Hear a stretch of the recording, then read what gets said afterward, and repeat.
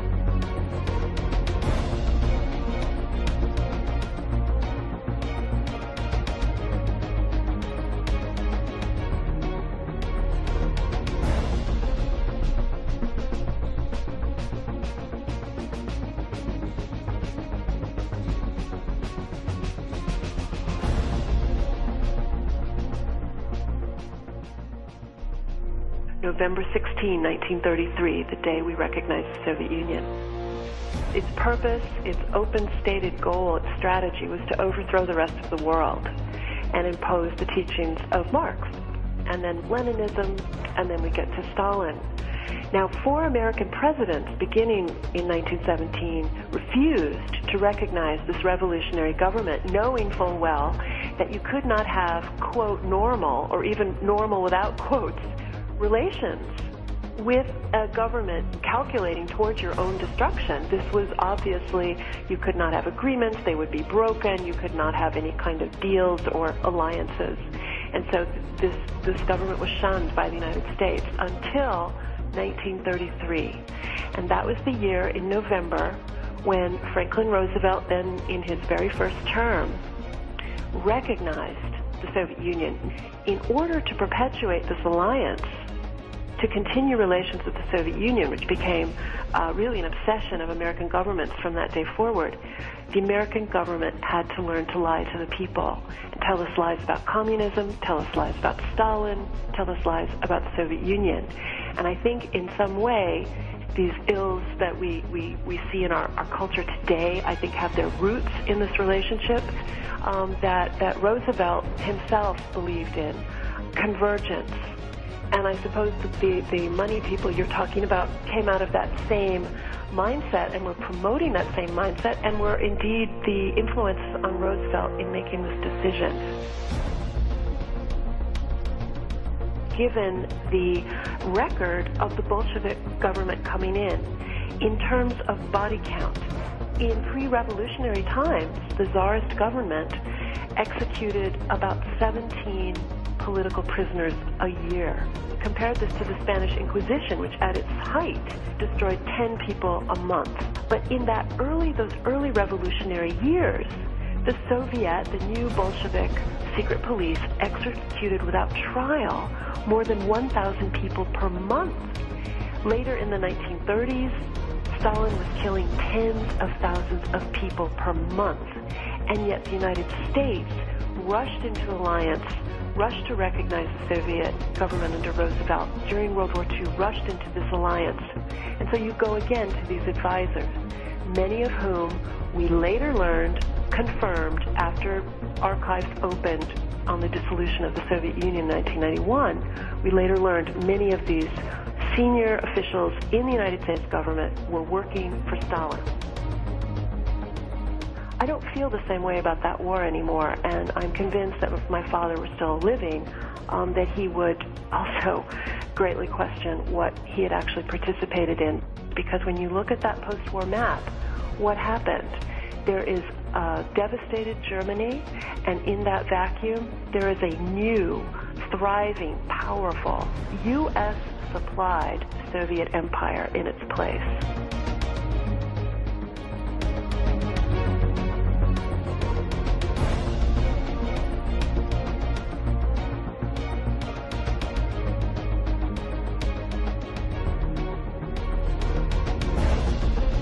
I think most Americans would tell you they're still living in a capitalist-free country with all manner of liberty. The brainwashing, the conditioning that has been so successful and has demoralized us is definitely bringing us to this point of a certain kind of tyranny. It does not have, at this point, does not have the gulag. It's not have people knocking at the door with guns yet. It does, however, make examples of truth tellers. It makes examples of people who cross the line, and this serves to tyrannize us. And we are experiencing this, and yet you ask most people, they'll say we won the Cold War. Well, I say, look, 100 million dead after the communist century, and Republicans who have the majority in Congress cannot muster the votes to repeal and defund socialized medicine. Who won the Cold War?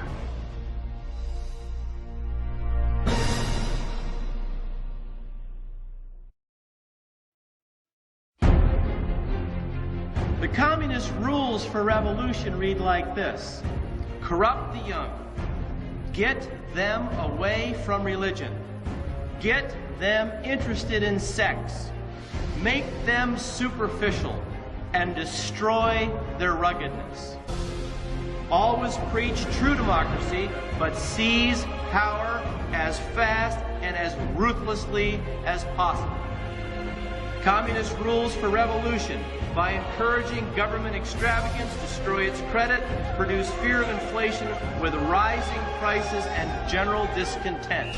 Promote abortion, homosexuality, lesbianism, witchcraft, cause the restriction of all firearms on some pretext with a view of confiscating them and leaving the population helpless. That is communism. Let me tell you what communists do. You want to know when you've got a communist? This was the plan passed from Joseph Stalin to various communist district organizers in helping America self-destruct. Religion. Discredit all Christian creeds. What do we got today? We've got occult cartoons, occult in the bookstores, and occult movies and occult videos. In the ethical area, corrupt morality by advocating promiscuity and degenerate perversion. During the early part of Bill Clinton's administration, under Jane Alexander, American taxpayers financed a 3-foot mound of synthetic excrement, a sculpture of 2 women engaging in oral sex, a film actually showing one man pushing his head into another man's rectum, a photo of a man with a bullwhip in his rectum, a film depicting Jesus Christ as a topless woman. Wake up! This is communism! The very word secrecy is repugnant in a free and open society. And we are, as a people, inherently and historically opposed to secret societies, to secret oaths, and to secret proceedings. We decided long ago that the dangers of excessive and unwarranted concealment of pertinent facts far outweighed the dangers which are cited to justify it. Even today, there is little value in opposing the threat of a closed society by imitating its arbitrary restrictions. Even today, there is little value in ensuring the survival of our nation if our traditions do not survive with it. And there is very grave danger that an announced need for increased security will be seized upon by those anxious to expand its meaning to the very limits of official censorship and concealment. That I do not intend to permit to the extent that it's in my control. And no official of my administration, whether his rank is high or low, civilian or military, should interpret my words here tonight as an excuse to censor the news, to stifle dissent, to cover up our mistakes, or to withhold from the press and the public the facts they deserve to know. For we are opposed around the world by a monolithic and ruthless conspiracy that relies primarily on covert means for expanding its sphere of influence, on infiltration instead of invasion, on subversion instead of elections, on intimidation instead of free choice, on guerrillas by night instead of armies by day. It is a system which has conscripted vast human and material resources into the building of a tightly knit, highly efficient machine that combines military, diplomatic, intelligence, economic, scientific, and political operations. Its preparations are concealed, not published. Its mistakes are buried, not headlined.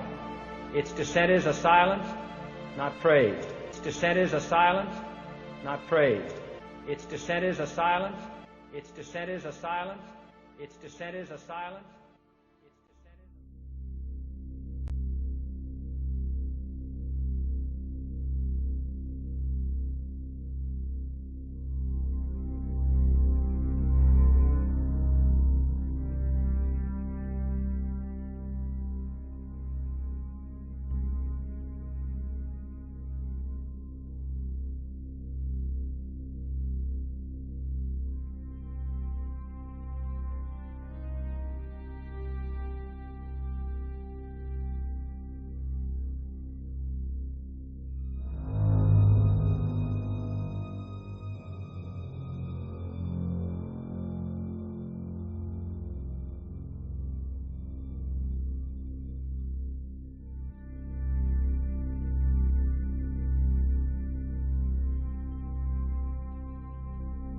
Council on Foreign Relations is supposedly just a think tank addressing the issues that face America.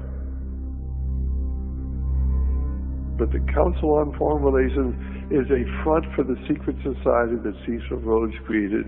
In 1891, it pursues his goal of creating a world government where there'd be no more wars, there'd be no more hunger, there'd be no poverty. Everything would be wonderful and people would live happily ever after. That was basically the dream that Cecil Rhodes had. The Royal Institute for International Affairs, it works closely with the monarchy. Parliament in England is simply a front. They don't make the decisions. However, the Council on Foreign Relations is no longer the primary organization. Basically, the existence of this organization was concealed. Very few people knew about it. David Rockefeller controls trillions of dollars. For 15 years, pursuing this globalist program, decided they needed another organization, the Trilateral Commission. And the Trilateral Commission was not only American, it was international. There's a small elite group made up of bankers and financiers and educators who believe in this concept of world government. England and America always work together and put into positions of power dictators who will go along with this idea of world government. And we've recently seen them topple the government of Egypt, of Tunisia, of Libya. They've done it in Iraq, and they've done it in Afghanistan. They create war after war after war because they want to bring about world peace.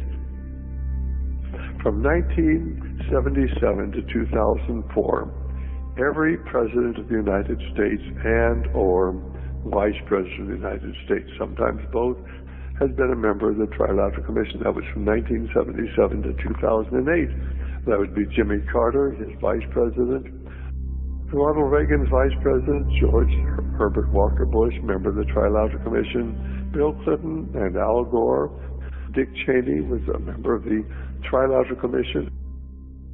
George W. Bush was not a member. Barack Obama is not a member of the Trilateral Commission.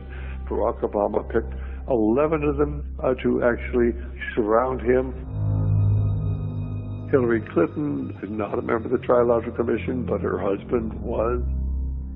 We get a lot of advice from the council, so this will mean I won't have as far to go to be told what we should be doing. And the Trilateral Commission controls the American government. Now, the American people don't know that. Certainly when Hillary Clinton announced that she was going to resign and Barack Obama suggested we'd put in Susan Rice as the Secretary of State, Susan Rice came for the membership roles of the Trilateral Commission, discredited because of some remarks she made. So they picked another person for the Secretary of State in the United States. His name is John Kerry, and you'd never guess where he came from. Senator John Kerry, member of the Trilateral Commission. The elite rule America, they rule England, they rule the world today. You can go to their website at trilateral.org, and where, of course, you can see their logo.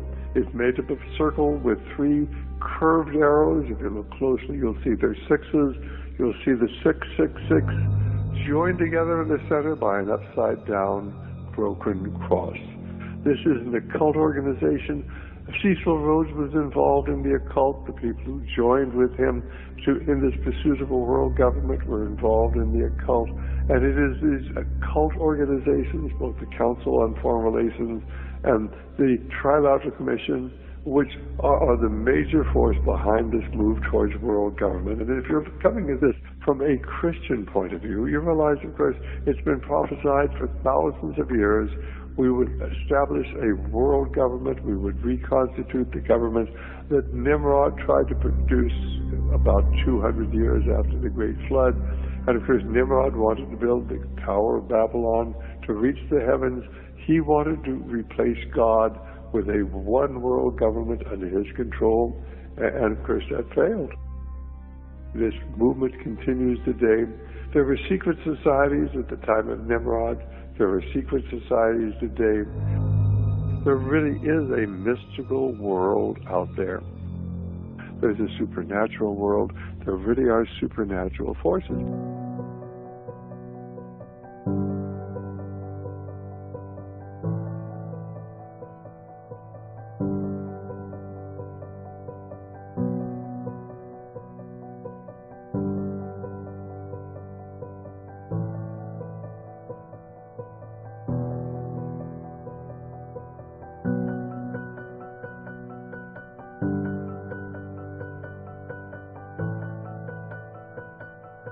Sarah McKechnie is taking her professional and spiritual journey through life with her husband, Dale McKechnie, who is vice president of the Lucis Trust. They probably thought Lucifer, light bearer, was a good name for their fledgling publishing company when they started to publish the books that Alice Bailey was writing, the books they saw as bringing light to humanity. But within 2 or 3 years, they decided to change the name of the company to Lucis Publishing Company. Lucis being from the same Latin term meaning of light, Trust of Light, Publishing Company of Light, and that's the name we've had since about 1925. Now, the reference to Lucifer comes from Blavatsky's description of Lucifer in the accurate sense of the term, which is of Latin origin. It means literally light bearer. So Lucifer, to Blavatsky, was one of the great sacrificial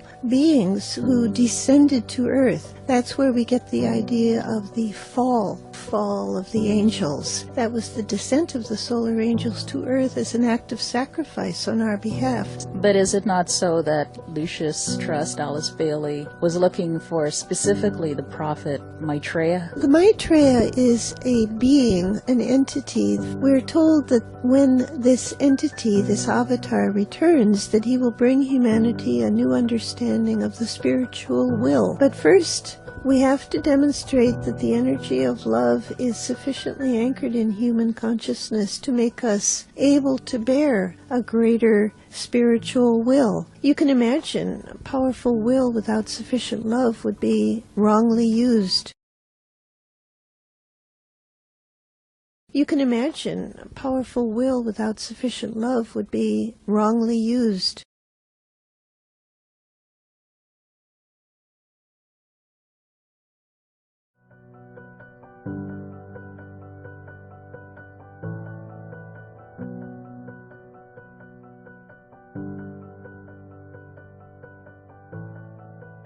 I'm sure you can see straight away that this is an androgynous performer.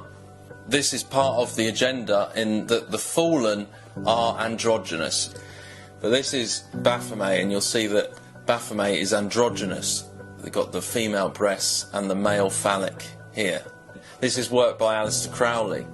This is Baphomet again with the wings like the phoenix. And also, remember, you saw this at the Olympics, 2012 Olympics, that they had the rise of the phoenix as well. You threw me down, but I'm gonna fly. And now you see that she's gained wings in the background, flame wings.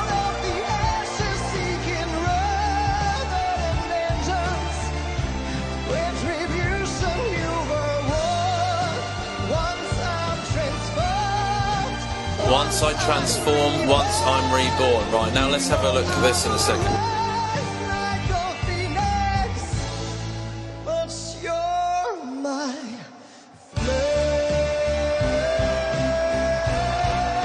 This is hell, guys. This is coming from hell. Do you have any words at all? I do. This night is dedicated to everyone who believes in a future of peace and freedom. You know who you are. We are unity, and we are unstoppable. Lucis Trust is a non-governmental organization that has an affiliation with the UN. How does your esoteric practice interface with the figures and policies of world government? It's a bit of a reaching question. The UN isn't a form of government. It's a platform for the governments of the world to come together and try to work out in common ground a solution to problems. A fairly successful resolution might be the way they are approaching the problems in the Middle East. Although, again, not everybody would agree with, say, the stand taken in Libya.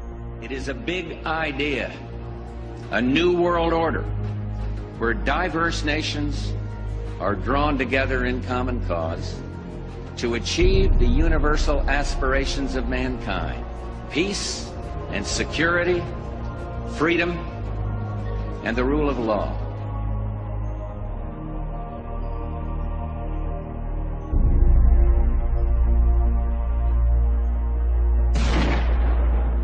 We came, we saw, he died. Did it have anything to do with your visit?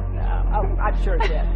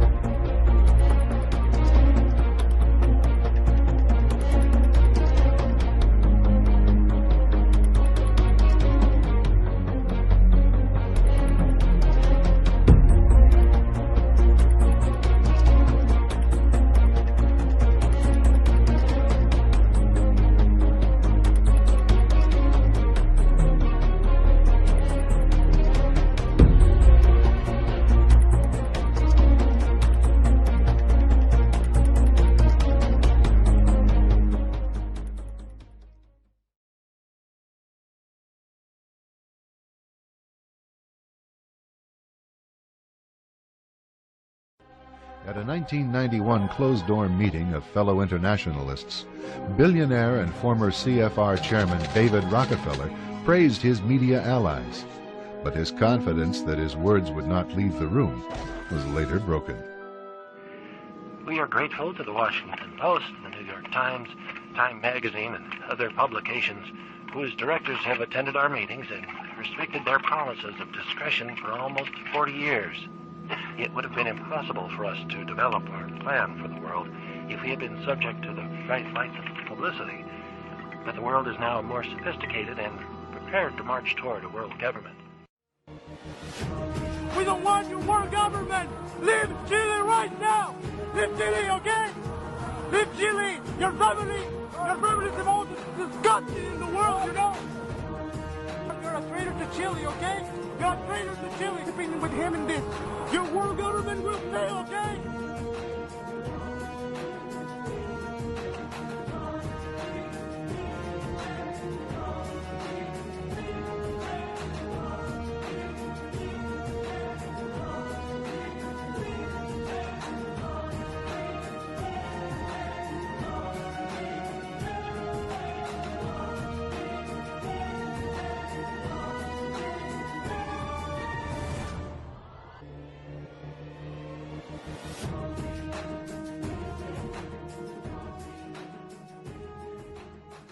As a people, inherently and historically, opposed to secret societies, to secret oaths, and to secret proceedings.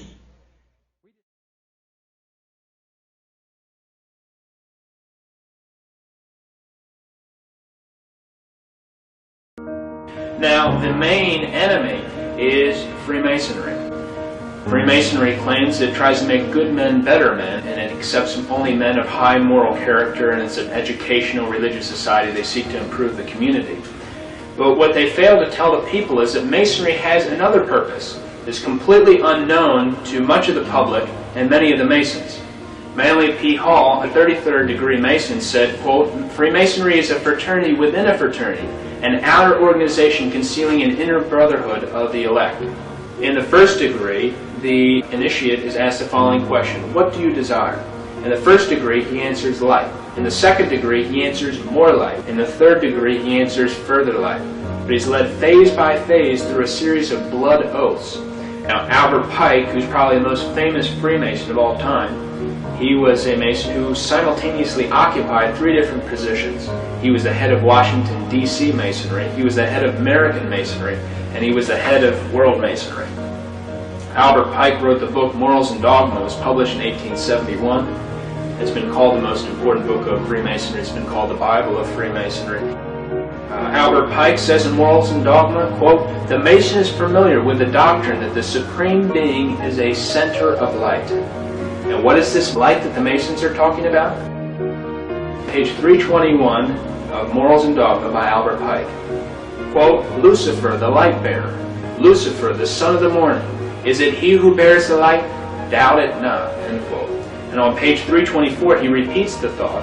He says, quote, "A devil, the fallen Lucifer, or light bearer." He identifies Lucifer as being the devil.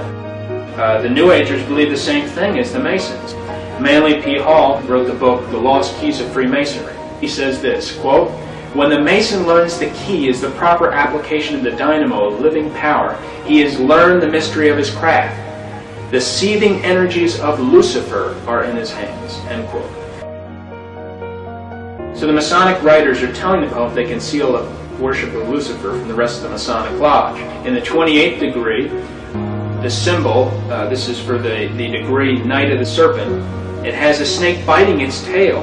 And what looks to be a friendly person, but you look in the reflection here, as you can see, if you turn around, it's a demon. And that's important because Albert Pike says, quote, "That which is above is as that which is below," end quote. The House of the Temple in Washington, D.C., which is where Freemasons receive their 33rd degree. You have to be chosen to be a 33rd degree Mason.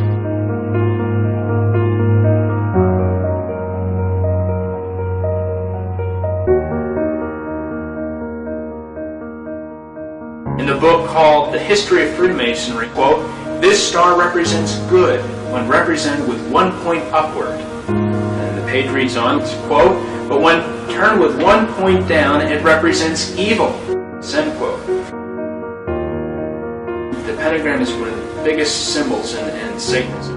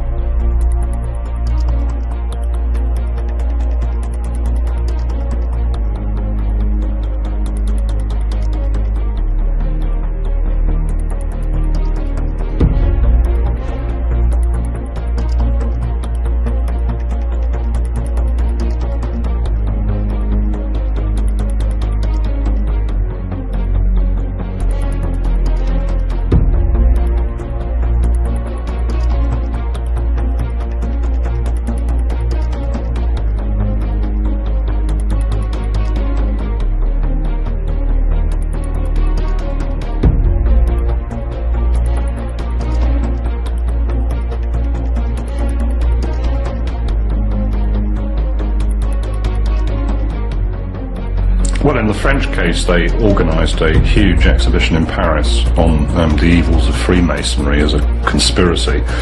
Likewise, in Britain, they would have barged into big Masonic lodges and confiscated all the paraphernalia. They might well have made a big exhibition of all this stuff in the Guildhall with all sorts of photographs and information and line charts showing this great Masonic network allegedly running Britain and pointing out how many cabinet ministers or whatever were Masons. And they would have tried to sell that to the population, saying, "Look here, you idiots, you've been governed for years by 200 sort of leading Freemasons or something." The Sonderfundungeslist, GB, or Black Book, named 2,820 individual enemies of the Reich, who were to be hunted down and eliminated once Britain had been occupied. All the members of the British government and the civil service were on the list. But the remainder were the cream of Britain's intellectual and literary elite.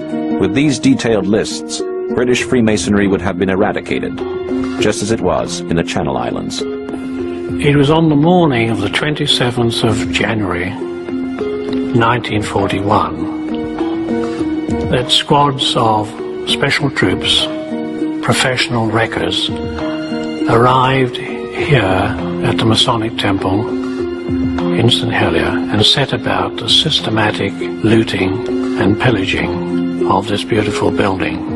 They stripped out all the main furnishings, and they also stripped out and ransacked the splendid library and museum. And as photographs which are taken at the Liberation Show, the damage inflicted was horrendous. It was state vandalism.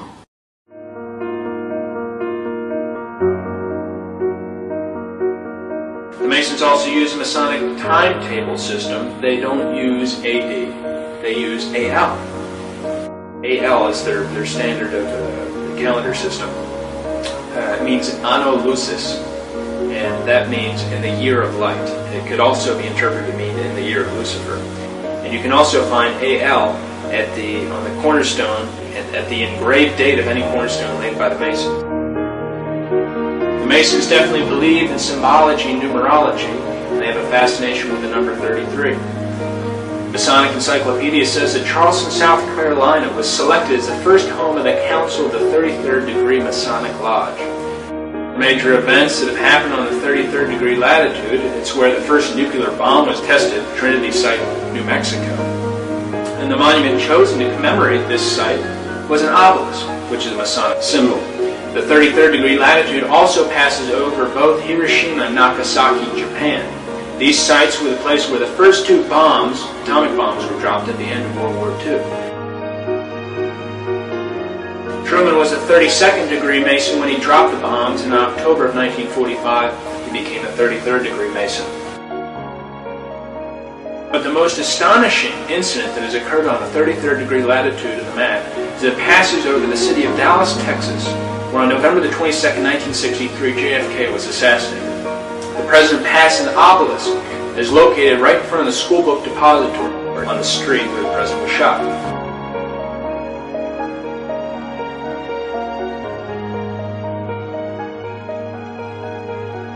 But what we know as Freemasonry came most recently from the Order of the Knights Templar movement in the 1300s. Actually came before that, in the year 43 AD, from a group called the Mysterious Force. That's actually where Freemasonry came from.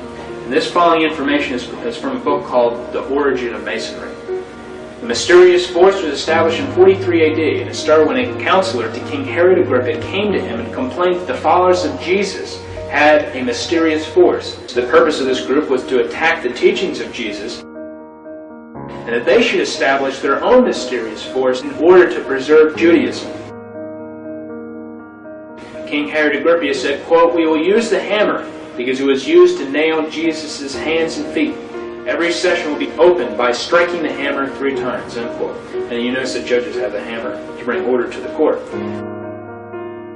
King Herod Agrippa said, quote, "We will make degrees. These will be 33, symbolizing the age of the impostor." And on November the 43 AD, the first official session was held in the First Temple of Jerusalem, which was a basement in the palace of King Herod Agrippa.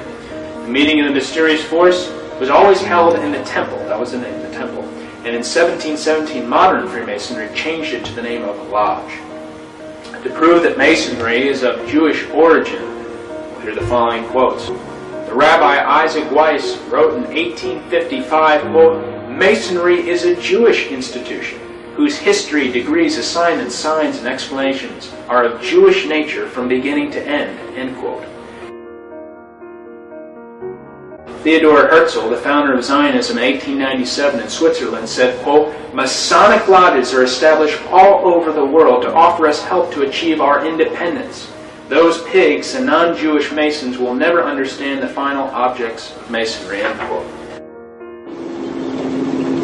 President Barack Obama concludes his 3-day trip to Israel today, and it began early with a trip to Mount Herzl. where he laid a wreath on the tomb of Theodor Herzl, the Zionist visionary who imagined the State of Israel, but who died 40 years before it came into being. Those pigs and non-Jewish Masons will never understand the final objects of Masonry, end quote. Also in the Jewish Encyclopedia, there's no criticism of socialism or communism, and there, in fact, they say that they're instrumental in founding and making socialism flourish. In fact, Jewish international bankers financed the Russian Revolution. Now, going back to what all this Freemasonry is rooted in, it's rooted in the Jewish Kabbalah. The Kabbalah is the Hebrew word for received tradition. The Jewish Kabbalah is a medieval Jewish book of occult philosophy and magic based on mystical interpretations of the Old Testament. Kabbalah is important with magicians, sorcerers, witches, Satanists, as well as Masonic philosophers. And all the things I just mentioned that are rooted, talked about Freemasonry, gets back and is rooted in the Jewish Kabbalah.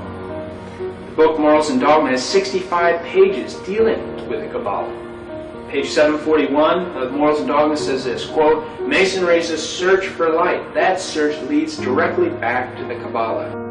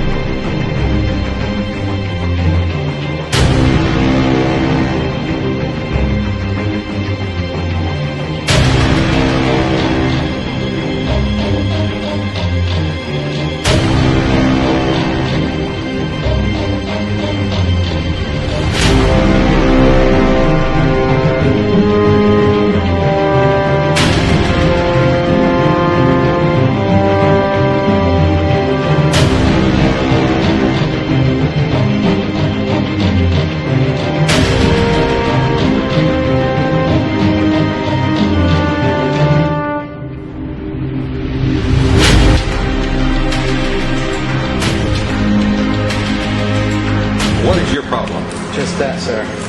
Okay. I'm a Christian, sir. I'm pure and virtuous and wholesome and innocent. How can you say anything about me? Sir, you need to be born again. I am born again. Now, did you just say that you are Lucifer? I am Lucifer. Okay, define Lucifer for me. Pure, virtuous, wholesome, innocent individual that's out to help people. Lucifer is? Yeah. Say that again. Lucifer is a pure, holy... Virtuous. Virtuous. Now, is he the Lucifer that God created? That's the same one. Oh, man, this is great. Oh, God bless you, Amen. brother. Because that's exactly what the Shriners and Masons teach us. This is what a Mason confesses, is that Lucifer is light.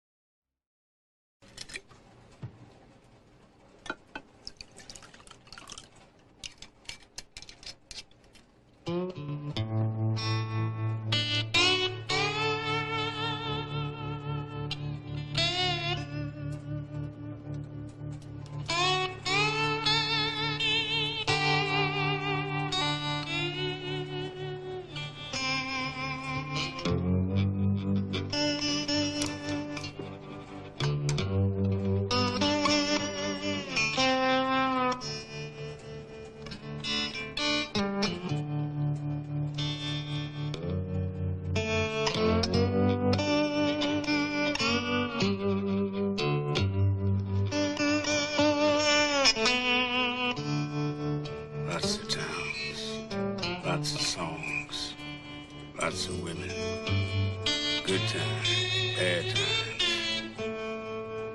Only thing I want anybody to say is he could really play.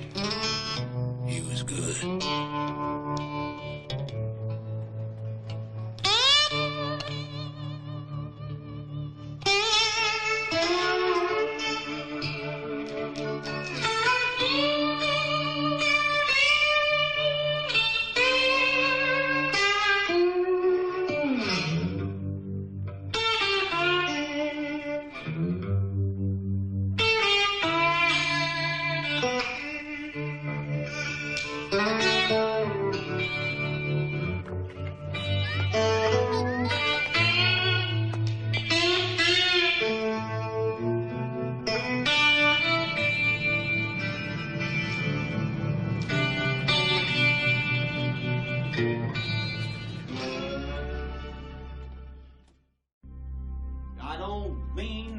You can help people. You can save souls. No. Yes, you never make it. How can the devil save souls? What are you talking about? Man, I got the devil in me. If I didn't have, I'd be a Christian. I'm Christian-minded, but I'm not living it. Now I regret that I don't. I regret that I haven't, because I know I should have.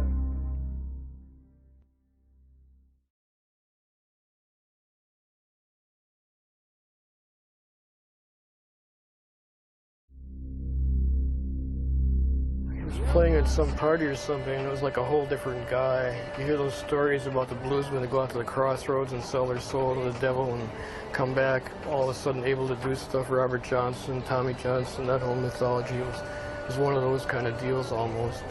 When he left Minneapolis, he was just average. You know, there was 5, 6 other guys doing the same thing. When he came back, he's doing Woody, and he was doing Van Ronk, and he was finger picking. He was playing cross harp, and this is a matter of a couple of months. I mean, this is not like he was gone, you know, a year or anything. That's when I went to the crossroads and made a big deal. You know, like, yeah. One night, and then went back to Minneapolis, and I was like, hey, where's this guy been? You know, he'd been to the crossroads. Why do you still do it? Why are you still out here?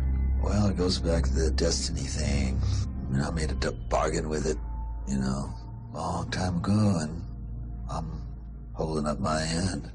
What was your bargain? To get where I am now. Should I ask who you made the bargain with? with the chief commander. On this earth? And on this earth, and then in a world we can't see.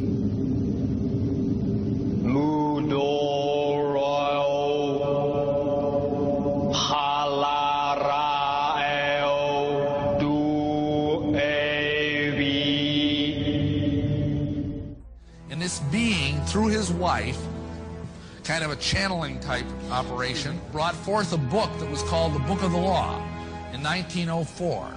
And this book declared that the slain and risen God, i.e. Jesus, had stepped off the throne, and that a new God, the crowned and conquering child, was taking his place. In fact, he was a brilliant genius. He was an accomplished poet, mountaineer, painter, writer.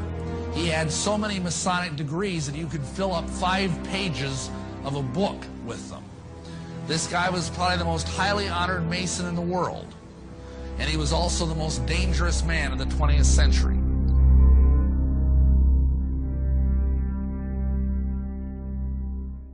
The intro to Sgt. Pepper's says 20 years ago today. Sgt. Pepper taught the band to play. It was 20 years ago today that day that Crowley passed away. So 47 was when he died, and I guess the album came out in 67. So Lennon himself was a known occultist. He would constantly go to occult bookstores in New York City, and had some of his writings, Imagine, and all these other songs and stuff reference a lot of occult subjects. So.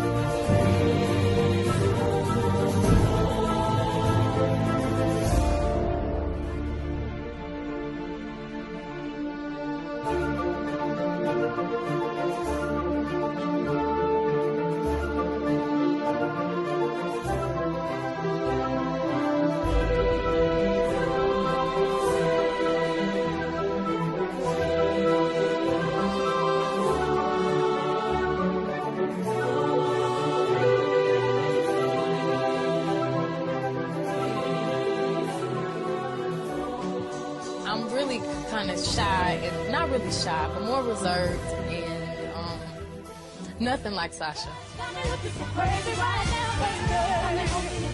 But I guess I wouldn't be very entertaining on the stage, so Sasha comes out, and she's fearless. You know, she can do things that I cannot do when I'm in rehearsal. I mean, I can try, but then it just doesn't happen. I can sing notes and sing strong and do all these things that when I'm just by myself, I can't do. And I remember right before I performed, I raised my hands up, and it was kind of the first time I felt something else come into me.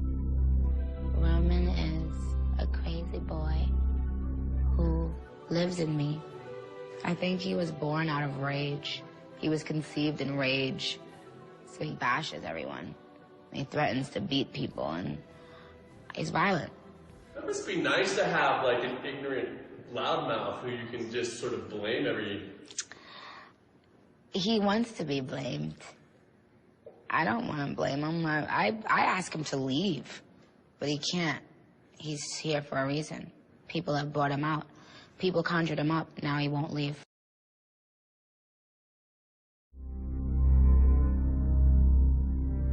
Do you think you're going to get to heaven?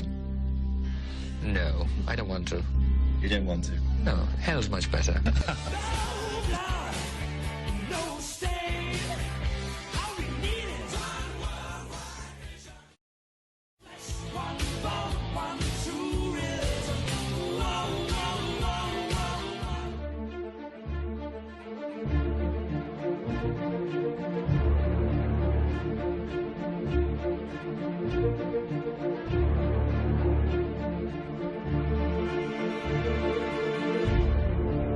Right now we're in downtown Toronto, on Yonge and Davenport, and as you can see, I'm in front of a Masonic temple. But that's not all it is. Check this out.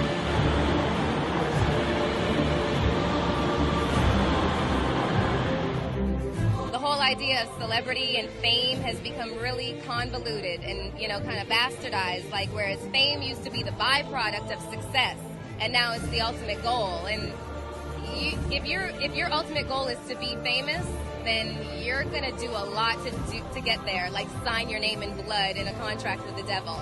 Like you're gonna end up on a one-way street and it's going nowhere. Like that's just the truth. I've seen so many people like forsake their moral code and their value systems just for a little bit of fame, and it's not worth it at the end of the day. It's really not worth it.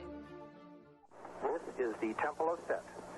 The temple is the only international satanic religious institution fully recognized by the United States government.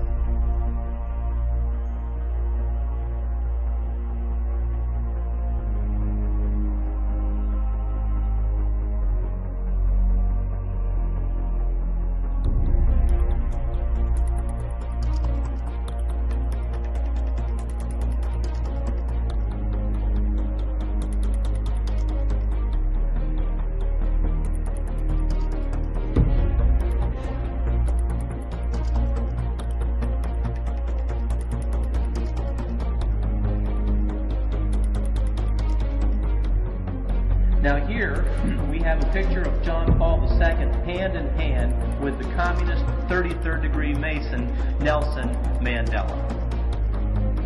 Nelson Mandela is absolutely annihilating anything that even remotely looks like Christian in South Africa. This ethnic cleansing that you're hearing about is Christian cleansing throughout the world.